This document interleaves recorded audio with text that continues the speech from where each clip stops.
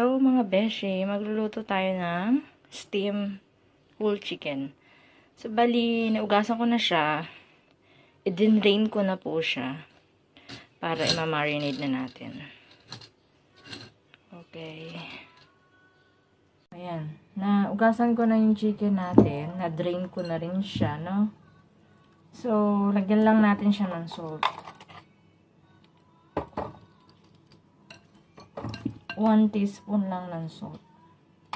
Then, i-massage natin sa kanya.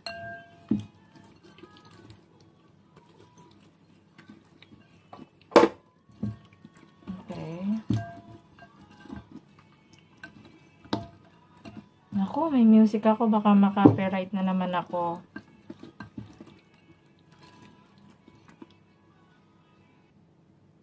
Ayan, ma-marinate natin siya sa salt. Dapat sa lahat ng part ng katawan may salt. Okay. Massage natin siya. Don't forget yung pag binuksan nyo to may mga yellow, yun yung fat ng manok. Tanggalin po natin. Okay? Massage na. So, marinate natin to ng 2 hours till 3 hours. 2 to 3 hours. Okay? Mamaya, babalikan ko kayo. Ayan, minarinate ko na po yung manok. Ilalagay ko dyan sa ating wall kung anong mga ginamit ko sa manok para marinate.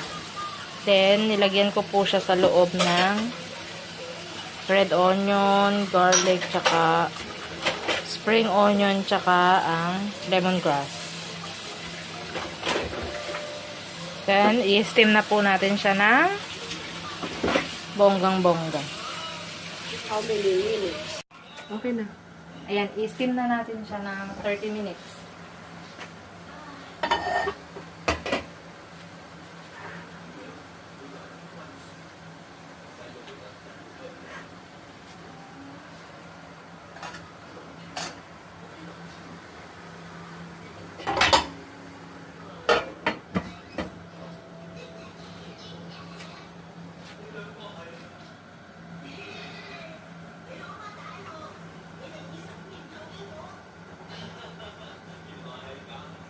Ayan, bali yung magiging sauce ng ating chicken ay minced ginger and minced garlic. Ganyan lang siya.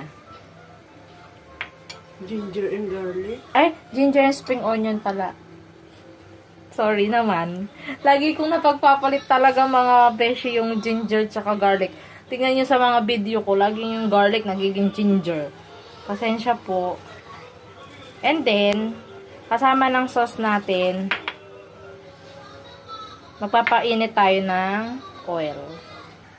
So, yan, magpapainit tayo ng oil para sa ating sausawan.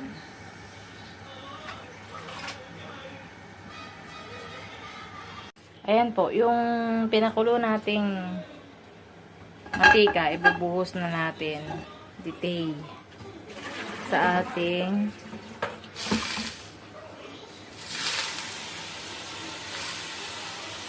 ayan. Tapos lagyan natin siya ng konting asin. Yun na yun. Ayan po, after 30 minutes, ito na yung ating manok. May nag-request po yung puwet kanya daw. Pagkatabi ko dito. Ayan. Nagluluto rin kami nitong isa. I-upload ko rin po yan. Then, ikakat na natin ang ating chicken. Ayan, i-drain natin yung chicken. Tatanggalin natin yung mga water na lumabas. Then, ikakat na natin. Tapos, lalagyan natin siya ng sesame oil. Ikakalat lang natin siya sa manok. Then, ikakat na natin, no? Kung gusto nyo kainin yung neck, saka, gusto mo kainin nyo, no? Pulo. Ay, po. Tanggalan mo ng tuka. Kaya mo na, ikaw naman kakain eh. Okay, tatagtadin lang natin ha. Sunog na yung piniprito ko. Ayan na po ang ating chicken. Natagtad na rin natin.